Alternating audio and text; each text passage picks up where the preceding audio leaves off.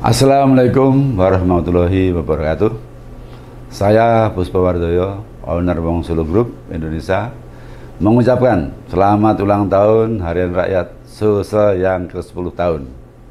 Harian Rakyat Sulsel merupakan koran referensi politik pertama di Indonesia Timur dan telah terverifikasi administrasi dan faktual oleh Dewan Pers RI. Satu dekade telah dilalui dengan sangat membanggakan, teruslah menjadi koran kebanggaan masyarakat Sulawesi Selatan.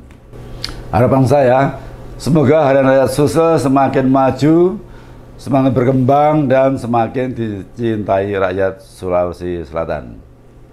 Terima kasih. Dedikasi terbaik satu dekade.